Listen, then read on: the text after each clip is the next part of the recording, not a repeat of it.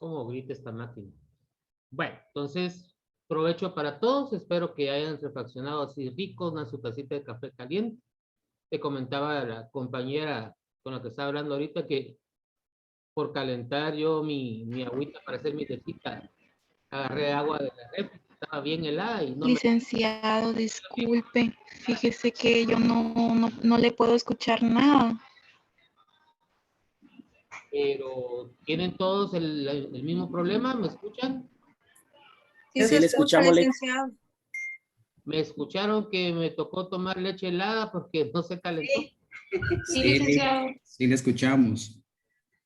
Es su conexión tal vez, profesora Lady. Profa, ¿me escucha? No le escucha, Lick. Houston, la perdimos. Bueno, entonces, como estábamos haciendo el comentario con el profesor Samuel Choma, la verdad es que los relatos que nos dan a veces algunos documentales, pues es la cruda historia de lo que nosotros no logramos vivir.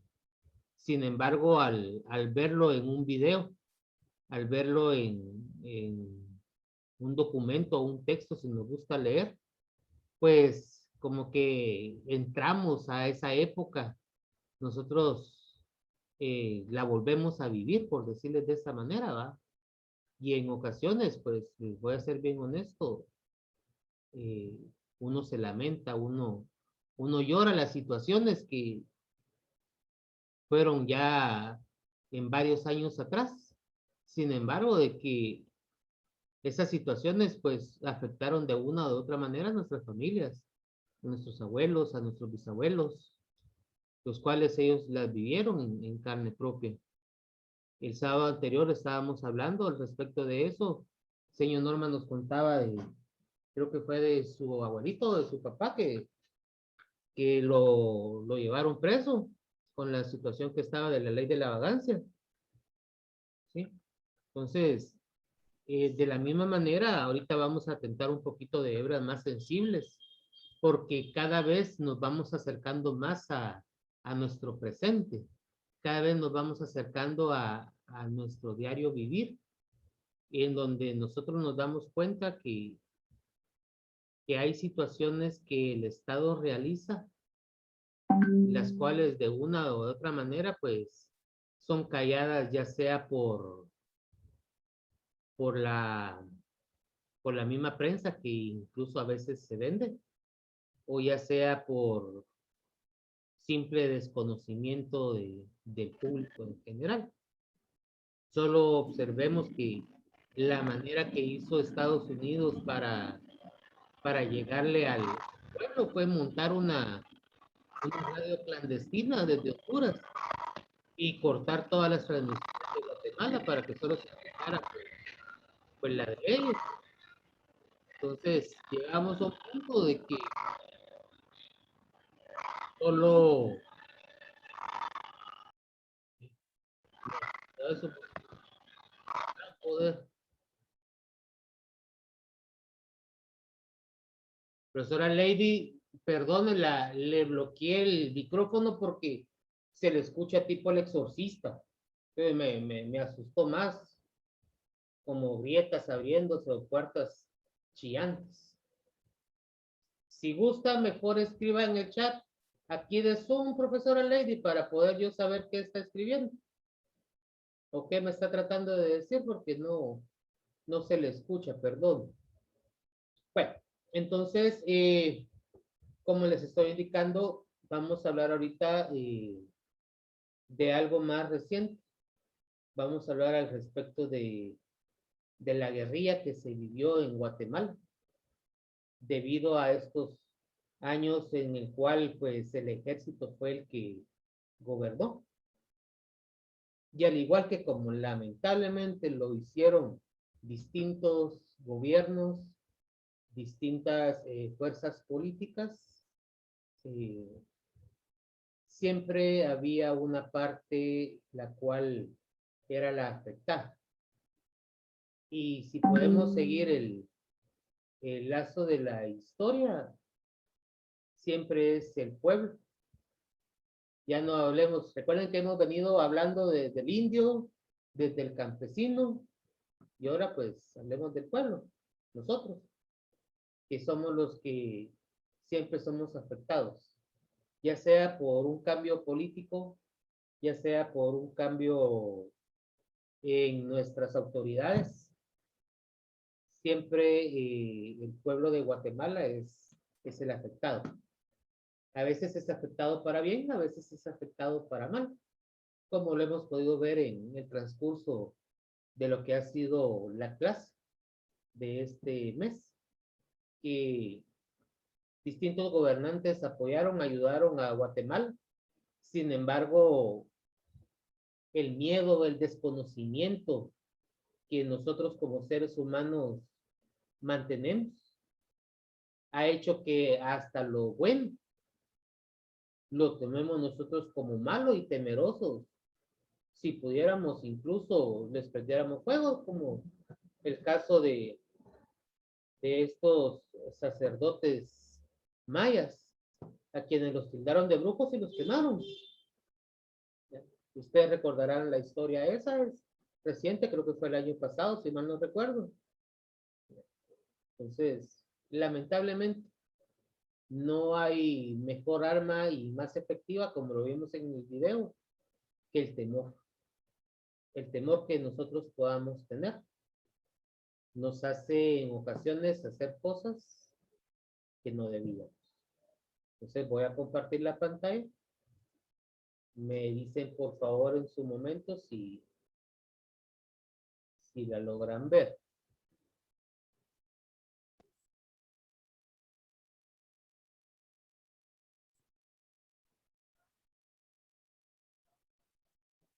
¿Me indican si la logran ver? Sí se ve, licenciado. Eli, Muy bien. Sí. Entonces, vamos a terminar hablando de lo que es la conflictividad interna desde 1963 hasta 1966. Sus causas y sus consecuencias. Para hablar de las causas, primero debemos de pensar que después de la situación que vivimos con la Food Company y el derrocamiento de Jacobo Arbenz, los siguientes presidentes que se suscitaron, pues pensemos en un punto de vista que cada vez fueron un poco más flexibles. Tal es el punto que no se mencionó en este video que vimos, pero está en el otro. Cuando ustedes lo observen, se van a poder percibirlo. Habla que a Estados Unidos no le bastó con haber derrocado a Jacobo Arbenz, con haberlo sacado de la presidencia, sino que se encargó de que toda amistad política, toda fuerza política con línea de Jacobo Arbenz, con línea de una, llamémosle reforma liberal, o una revolución liberal, pues fuera ya sea expulsado de Guatemala, de la República, del país, o bien pues fuera desaparecido, asesinado, como nosotros lo queramos tomar. Tal fue el punto de que muchos salieron huyendo de Guatemala, pidieron asilo político en México, Costa Rica, en diversos países. Profa Karen, cómo se le está desconectando últimamente la señal. En distintos países. Eso hizo que, pues prácticamente como lo indica el video del historiador, pues que en Guatemala reinara lo que era la extrema derecha o la derecha, si tomamos desde ese punto de vista. Pero conforme fue pasando los gobiernos,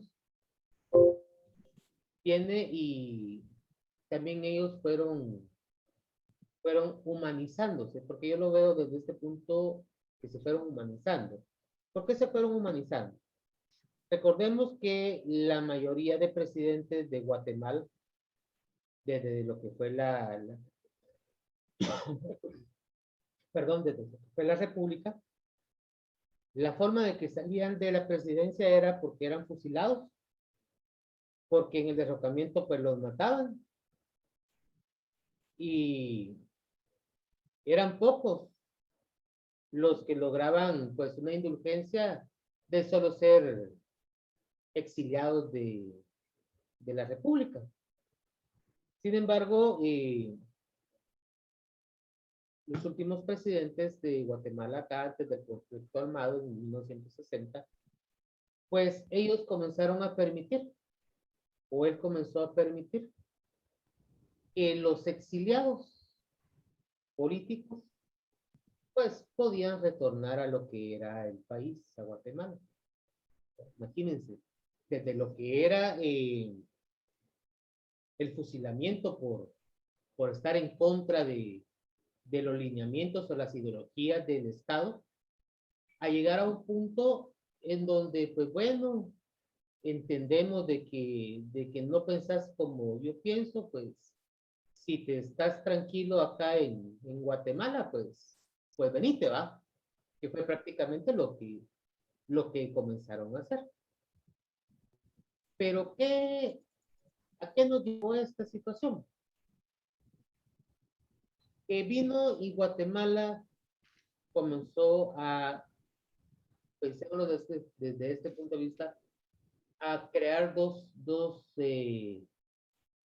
fuentes políticas.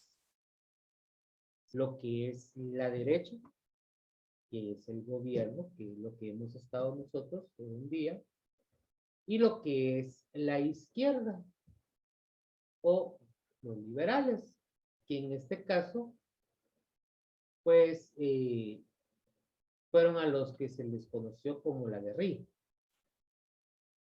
Algunos de ustedes, sus padres, en algún momento, les tuvieron que haber mencionado en alguno, como les digo, en algún momento, al respecto de lo que era la guerrilla. Entonces, Guatemala se dividió en dos fuentes políticas, lo que era la derecha y lo que era la izquierda con el liberalismo. En lo que era la derecha, que eran las Fuerzas Armadas, era la soberanía de Guatemala, pues existían distintas líneas, por decirles así, de las Fuerzas Armadas. Por ejemplo, el Ejército de Guatemala, el cual pues nosotros conocemos que es el que defiende la soberanía de nuestra nación, pues está compuesto por lo que es la Armada de Guatemala. ¿Saben ustedes cuál es la Armada de Guatemala? Alguien que sea con familiares militares o le guste lo que es el militarismo. ¿No saben cuál es la Armada de Guatemala? Muy bien. La Armada de Guatemala se refiere a la Fuerza Naval de Guatemala. La Fuerza Aérea, pues, a los de los aviones, ¿va? Las Fuerzas Especiales, yo creo que han escuchado ustedes en algún momento a los caibiles, a los famosos caibiles.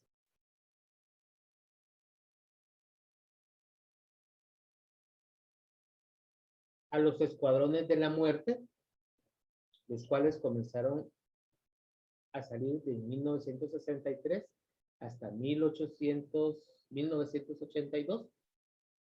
Las patrullas de autodefensa civil, que fue de 1982 a 1996. Y todo esto gracias a los patrocinios o a la ayuda política. Miren de quién nuevamente está acá, sobresaliendo: Estados Unidos, México, Israel, entre otros. Ellos eran los que apoyaban, o son los que apoyan a Guatemala para defender lo que es su soberanía. Sin embargo, en lo que es la izquierda,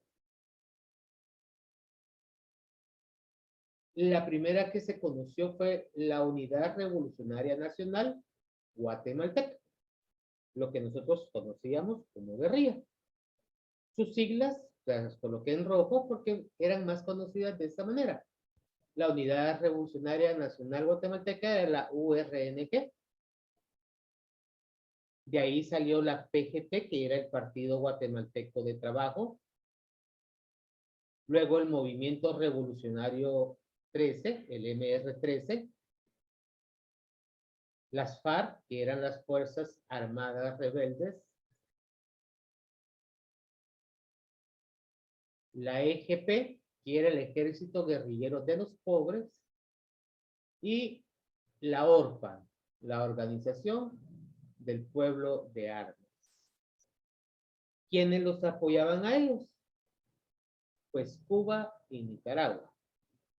Eran quienes, pues, los apoyaban proveyéndoles de armamento, los apoyaban proveyéndoles de tácticas o de enseñanzas en lo que era la guerra.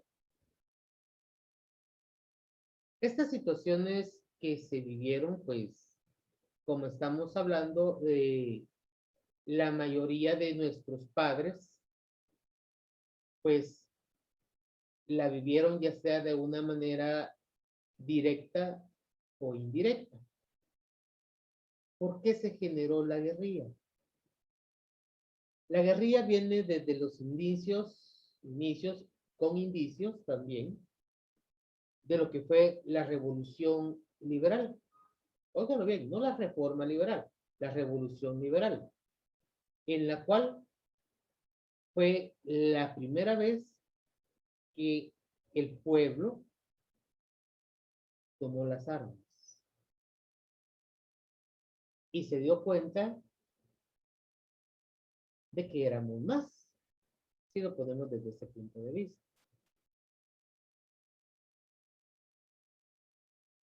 Observaron ellos que lamentablemente a fuerza de, no de palabras, sino que de hechos, de acciones, pues eran, llamémoslo de un punto de vista escuchados, llamémoslo de un punto de vista, pues, tomados en serio, y creían que de la misma manera como la revolución liberal había ganado, pues de esa misma manera pensaron con ideología política que iba a ser de la misma manera que iban a poder pelear contra el gobierno. Sin embargo, esta guerra dilató más de 36 años, o pensemos en 36 años, desde lo que es 1960, que inició con el retorno de todas estas personas que habían sido exiliadas, hasta 1996, que fue la firma de los acuerdos de paz. Esta guerra trajo mucha muerte, mucha destrucción, y tomémoslo también desde este punto de vista, un estancamiento en Guatemala. Un estancamiento ya que lo que se podría haber hecho, tanto las personas fallecidas en este conflicto armado, como los costos de esta guerra, pues podrían haber hecho de que Guatemala saliera de esta situación precaria en la que se encuentra. La guerrilla, porque como guerrilla se les conocía, la forma de hacerse escuchar, pues era de la manera de detonar lo que eran las torres o líneas de energía eléctrica, era dinamitando los puentes, era destruyendo pues un sinnúmero de cosas que en realidad afectaban la economía del gobierno, pero más que afectar la economía del gobierno, afectaba a la población. Afectaba a la población ya que llegaban al punto extremo de que tenían que elegir o eran militares o eran guerrilleros.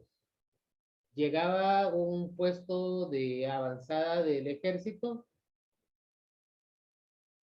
y los trataban como guerrilleros. Llegaba a un puesto de avanzada de los guerrilleros y los trataban como militares.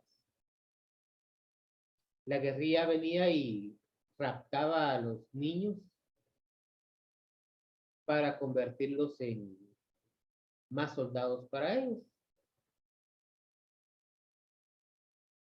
Llegó el punto que Guatemala tuvo una, llamémosle, orden presidencial de la famosa tierra arrasada, en la cual hizo que muchas, pero muchas familias de Guatemala salieran al exilio, salieran huyendo a cualquier país, ya sea centroamericano o norteamericano, ya sea México, ya sea Costa Rica, ya sea El Salvador, ya sea Estados Unidos, pidiendo asilo político porque los tildaban de guerrilleros y los querían matar. Es ahí donde aparece lo que hablábamos del Escuadrón de la Muerte. El Escuadrón de la Muerte era un grupo élite del gobierno, el cual se encargaba de apaciguar, si se podría decir así, o de eliminar cualquier tipo de influencia que permitiera lo que era una guerrilla o pensamientos liberacionales. Venían y llegaban a un punto que, nuevamente, como se recordarán en la película que vieron de María Chinchilla, que llegaban los carros y raptaban a la gente y la asesinaban. La asesinaban con el fin de desaparecer cualquier tipo de idea política que no fuera la que el gobierno indicaba. Situaciones, como les indico, muy tristes que algunas familias de nosotros pues las vivieron.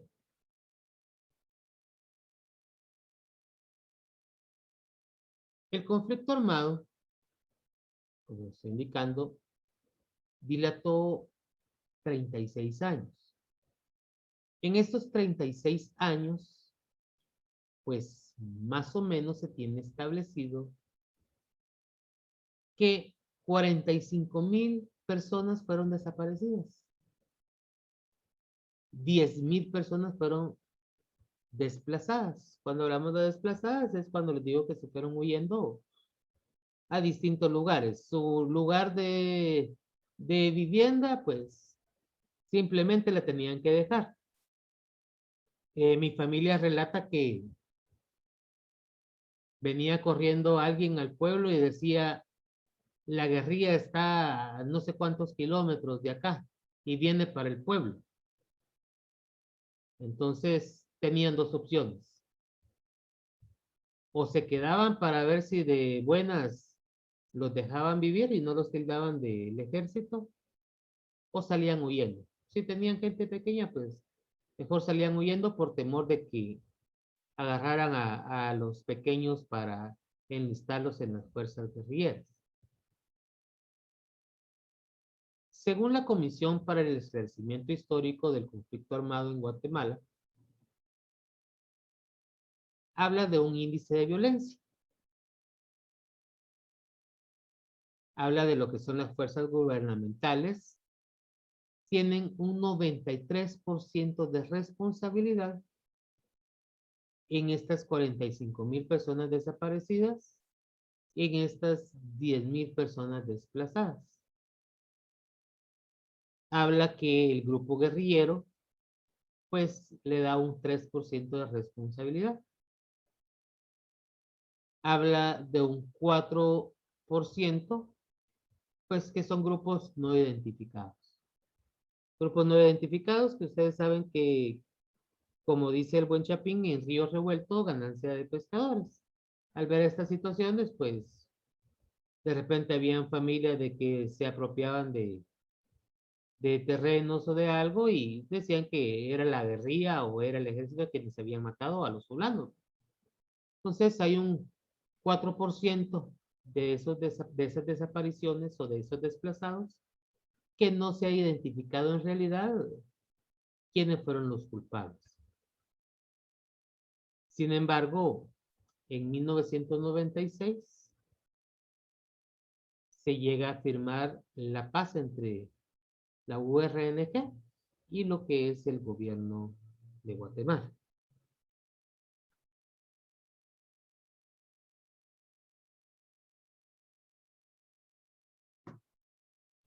¿Qué son en realidad los acuerdos de paz?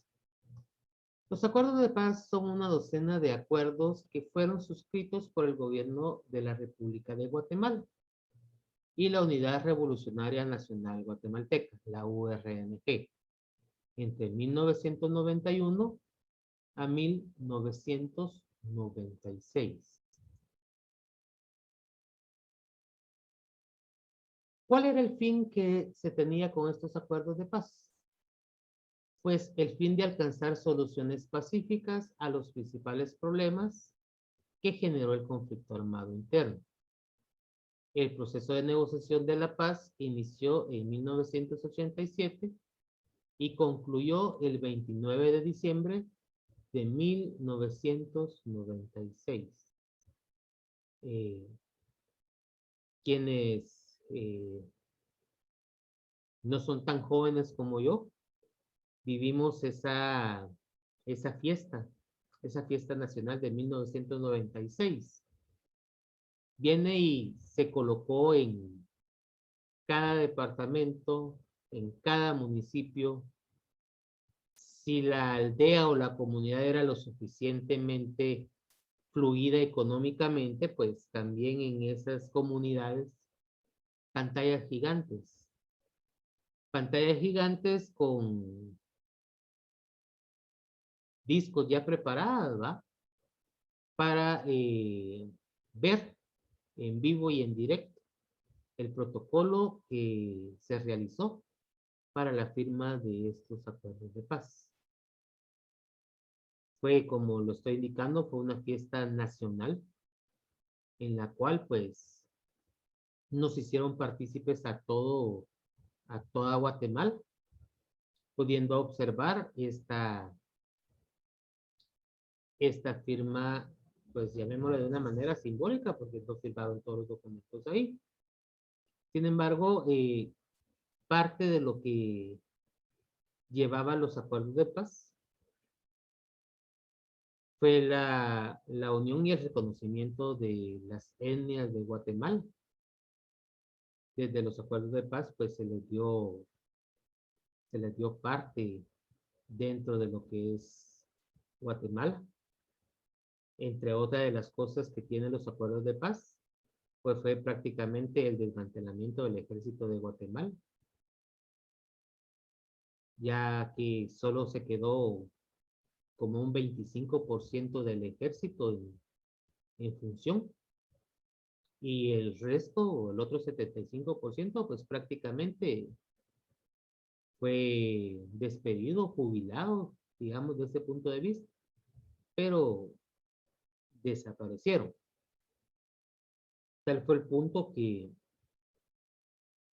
entre las cosas que existían antes eran los comisionados militares, que para mantener siempre el ejército con una cantidad bastante numerosa, pues se dedicaban a ir a reclutar gente obligadamente a los parques, a las esquinas, en donde simplemente les indicaban que si eran mayores de edad, tenían que prestar el servicio militar. Mucha gente, pensemos en las madres de familia, que son las que dan todo por nosotros. Muchas madres de familia llegaban a la comisaría llorando, pidiendo de que por favor dejaran libres al niño y a la niña que, bueno, al niño fue porque eran los hombres, perdón, eran solo los varones. Al niño que, pobrecito, él solo había salido a comprar las tortillas y no sabía por qué lo habían agarrado. No sabía que el niño se había quedado, se había juntado con su mara, con sus amigos y estaba pues prácticamente vagando en la calle. Entonces los comisionados militares venían y agarraban en los camiones del ejército a subirlos como que si eran vacas. Vieran que al final uno se ríe.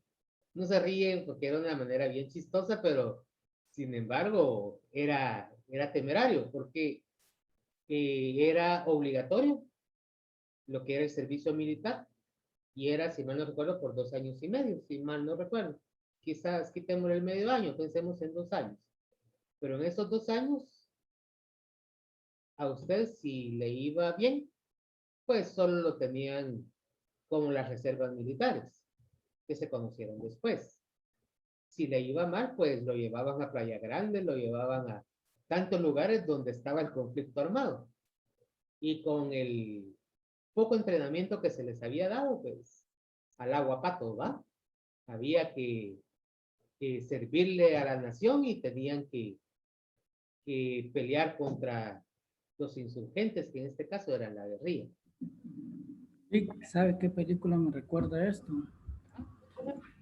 Tal vez no era netamente guatemalteca, pero siento que fue algo parecido, la película que se llama Voces Inocentes, creo que se llama.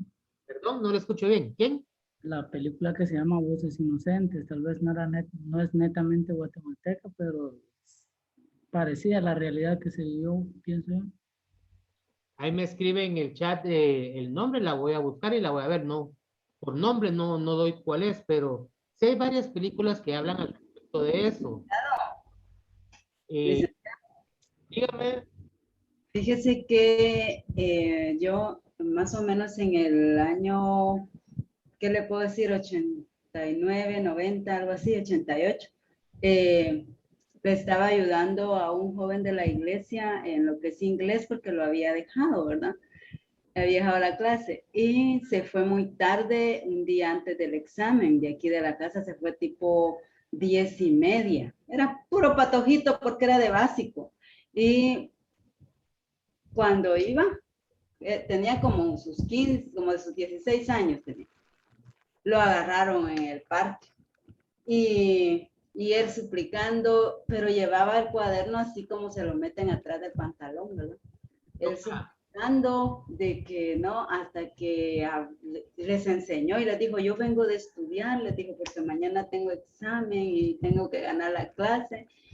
Y así lo dejaron irse, pero ya lo iban a agarrar para llevárselo los del ejército. Y era una situación, como les digo, el conflicto armado, bueno, reinsisto, ya no le puedo decir insisto, reinsisto. Al final quien más golpeó fue el pueblo, porque el pueblo era el ganado que nunca se acababa para lo que era reclutar a las fuerzas para la guerrilla y reclutar a lo que eran los soldados para el ejército. O sea, al final siempre el pueblo es el que termina pagando los platos rotos, ¿va? Lamentablemente.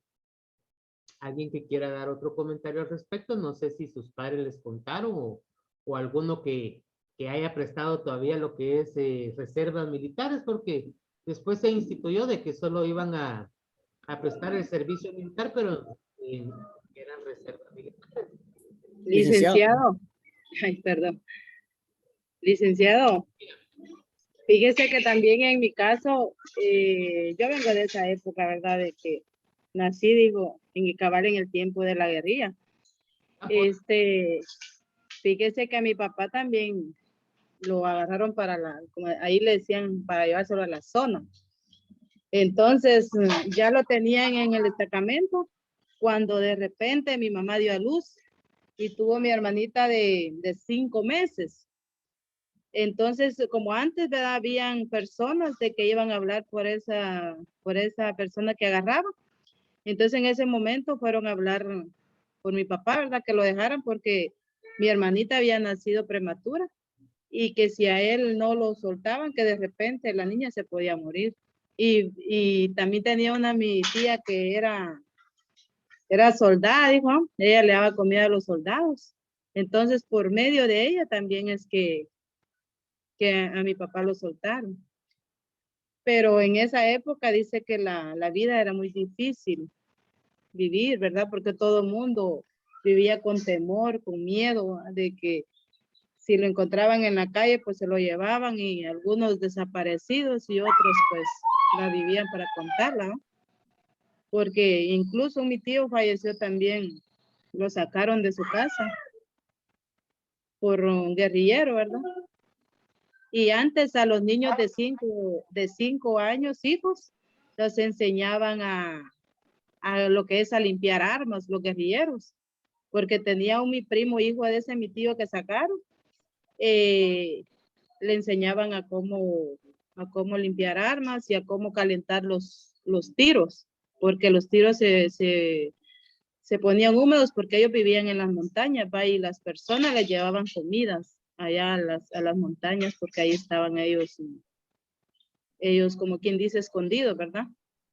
Y a la gente la sacaban como que eran animales porque a mi tío se lo llevaron como arrastrado del cuello después del balazo que le dieron en el pecho. Fíjese.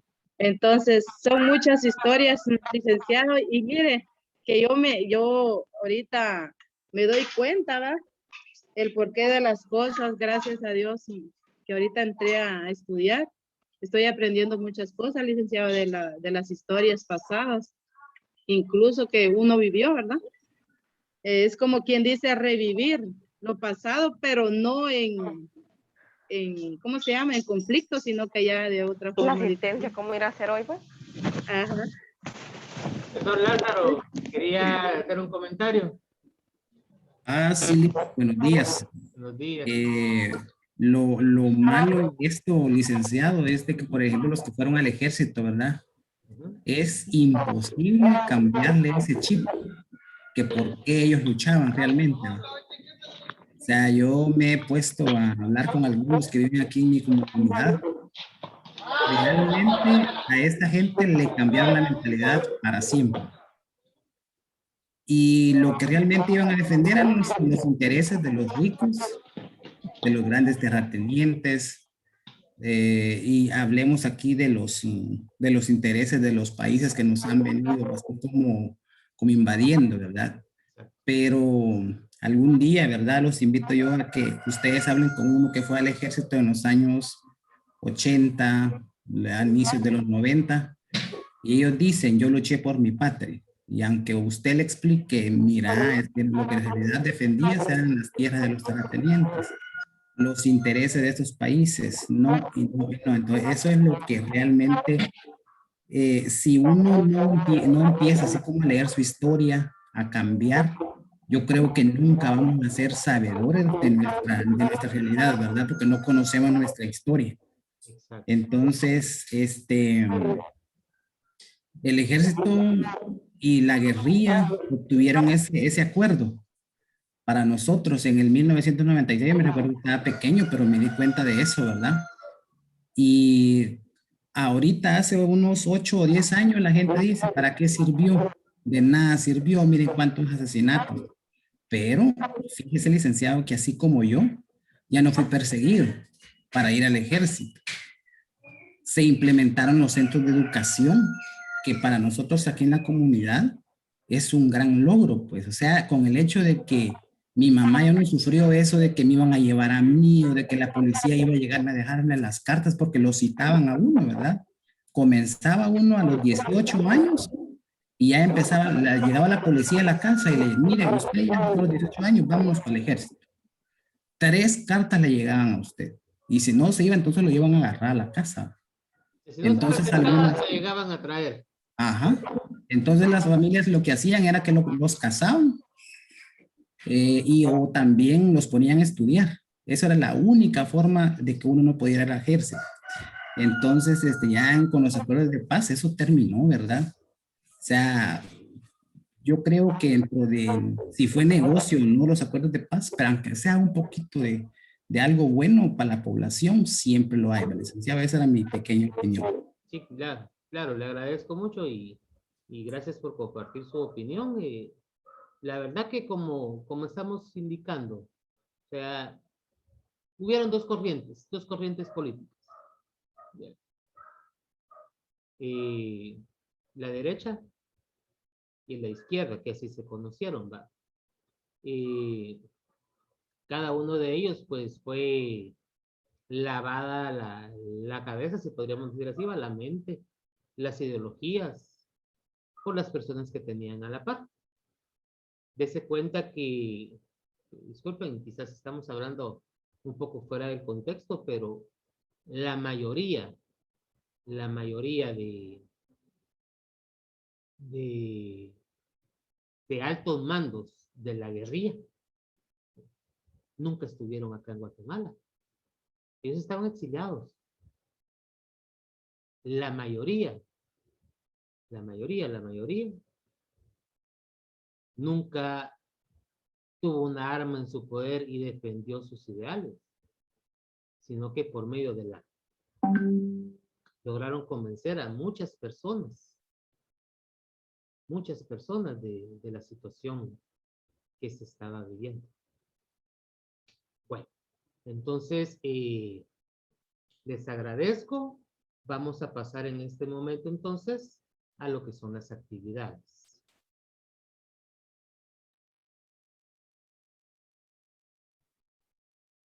Miran ahí mi pantalla, disculpen. Sí, Lick. Sí, Lick. Perfecto. Entonces, tenemos dos actividades para realizar. Tenemos lo que es una línea de tiempo del panorama histórico a la actualidad. Y tenemos lo que es la realización de un mapa mental del tema movimiento obrero campesino. Los dos temas se prestan mucho a lo que son líneas de tiempo. Simplemente de que preferí mejor que realizaran un mapa mental de la segunda del movimiento obrero campesino, ya que el panorama histórico, como dice panorama, les habla respecto de lo que fue la colonia hasta los tiempos de hoy en día. ¿Qué? Uy, pasó. Me afligen esos gritos. Entonces, el material está ahí para el apoyo de ustedes, donde dice material de apoyo en la plataforma. Comiencen a trabajar, aunque les voy a ser bien honesto. Son las 10 en punto, ahorita ya está abierta lo que es la evaluación. Las tres actividades las vamos a hacer de manera grupal. Sí y solo sí nos ponemos de acuerdo ahorita con los grupos. Yo necesito grupos de 5 personas y uno que va a quedar de 4, ya que son 34.